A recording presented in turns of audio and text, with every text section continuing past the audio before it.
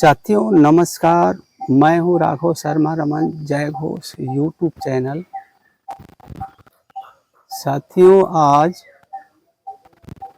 21 जून 2024 है और आज अंतर्राष्ट्रीय योग दिवस है। इस अवसर पर पूरी दुनिया के लोग शरीर और मन को स्वस्थ एवं निरोग रखने के लिए योगासन प्राणायाम करते हैं। इस दिन योग के महत्व को बताया जाता है अभ्यास करके। जानते हैं कि पूरा विश्व आज तरह तरह की भीषण बीमारियों से त्रस्त है, दवा भी नहीं मिल रही है और भारत एक ऐसा देश है दुनिया का जो योग और प्राणायाम के बल पर करोड़ों करोड़ों लोगों को स्वास्थ्य लाभ देता है। यह हमारे भारतीय पुरातन संस्कृति और वेद पुराणों का एक अहम हिस्सा हुआ करता था, जिसके प्रयोग से योग से ऋषि मुनि महर्षि सैकड़ों हजारों वर्ष तक जिंदा रहते थे। आज मैं अंतर्राष्ट्रीय योग दिवस के अवसर पर उत्तर प्रदेश के गाजीपुर और गाजीपुर के करंडा स्थित सोनहरिया के श्री यूस जी महाराज और लखेश्वर ब्रह्म आश्रम सामने आप देख रहे हैं, यहाँ पर पहुंचा हुआ हूँ और यहाँ पे है श्री यूस योगाश्रम। यहाँ पे यूस जी महाराज जो सामाजिक धार्मिक आध्यात्मिक संत हैं और इनका यह आश्रम है। सामने आप देख रहे हैं ये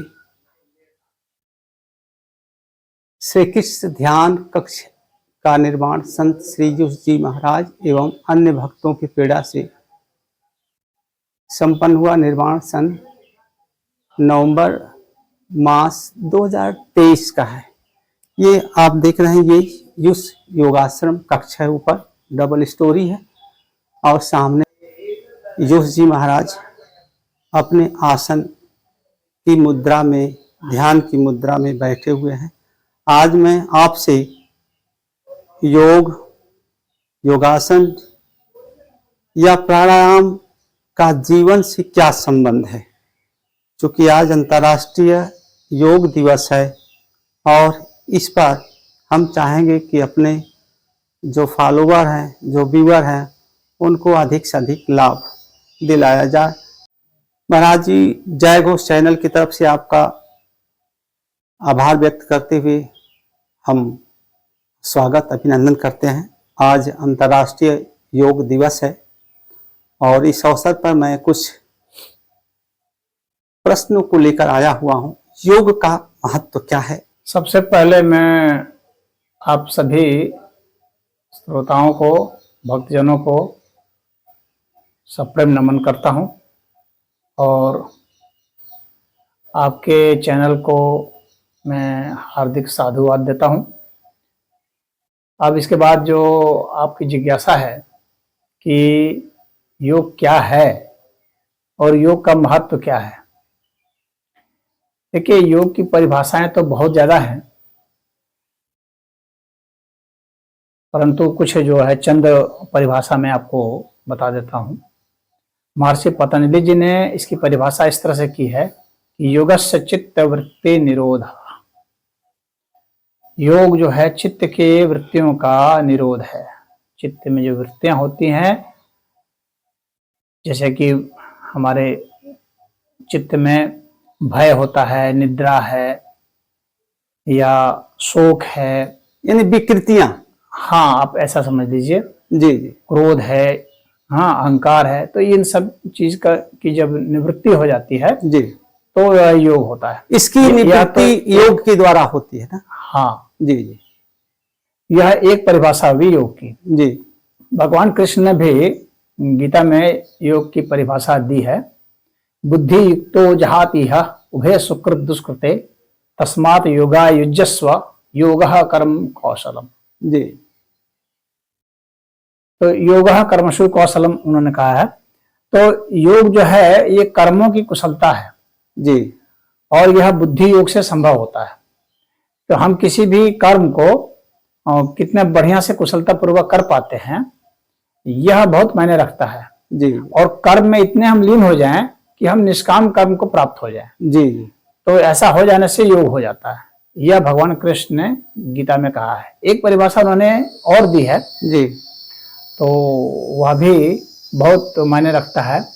तो वे यह कहते हैं, योगस्थ कुरु कर्माणि संगम त्यक्त्वा धनंजय सिद्धि असिद्धयो समो भूत्वा समत्वम योग उच्यते। जी अर्थात योगस्थ हो जाओ, योग में आरूढ़ हो जाओ।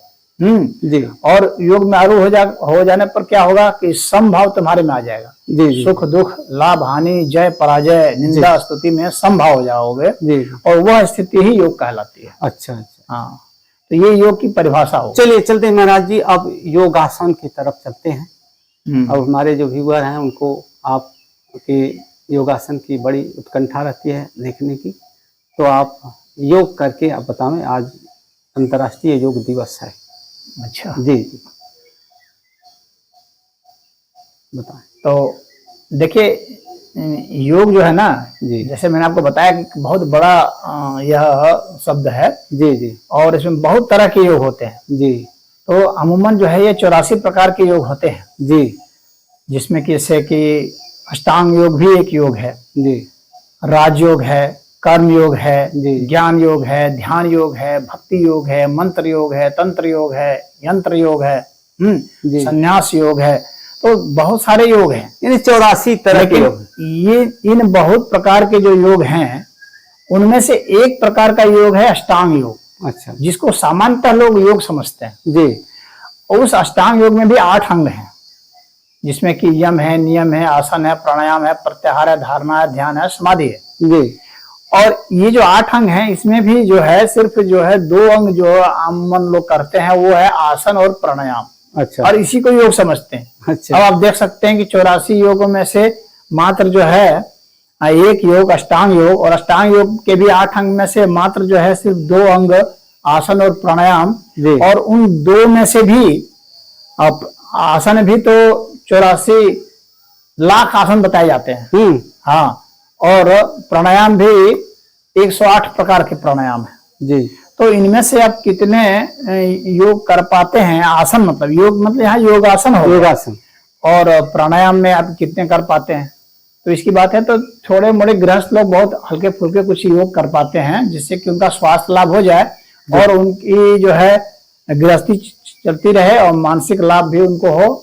आधा घंटा में आप ठीक है महाराज जी, आप थोड़ा सा वो योगासन जो है आज बताएं, कुछ योगासन हमारे दर्शकों को दिखाएं करके।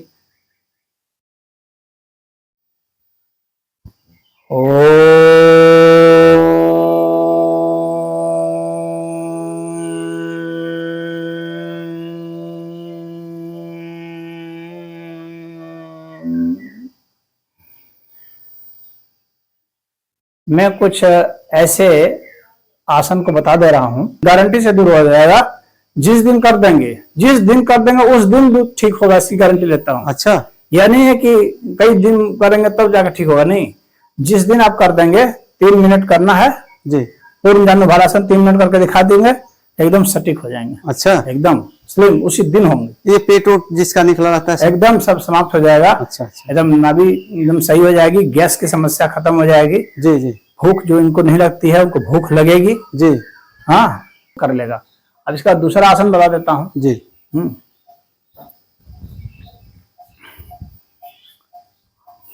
अब बता रहा हूं।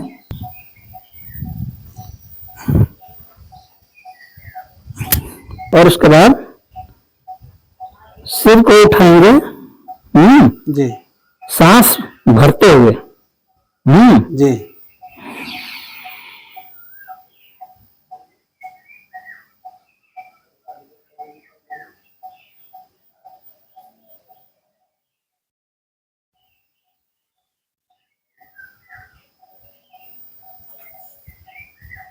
इसको द्विहस्त भुजंगासन भी कहते हैं। अच्छा अच्छा अच्छा। इस सर्पासन की और भी विधियां हैं, वो बताऊंगा। इसमें 3 मिनट तक रहने की ताकत हासिल करनी है। अच्छा अच्छा अच्छा। और ये सारी चीजें जो है करने के पहले ध्यान रखना है कि खाना खा के नहीं करना है, शौच क्रिया से निवृत्त होकर करना है। कमर का दर्द, पिंडलियों का दर्द,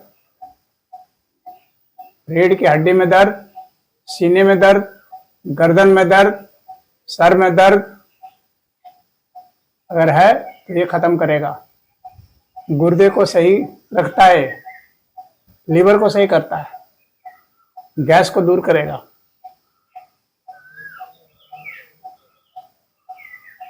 नवजीवन देने वाला आसन है।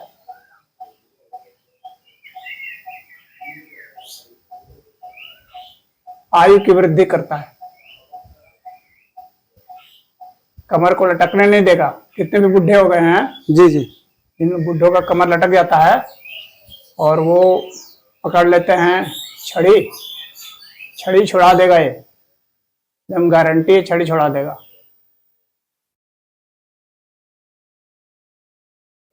आसान भी है। एक दूसरे प्रकार का भी होता है, देखिए सर्पासन उसको भी कहते हैं। एक हाथ के ऊपर दूसरा हाथ रखेंगे,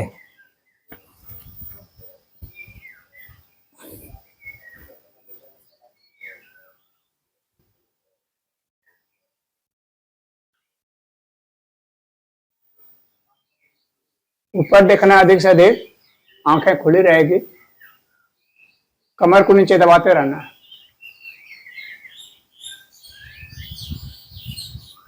नाक से सांस लेंगे, मुंह खुला नहीं रखेंगे।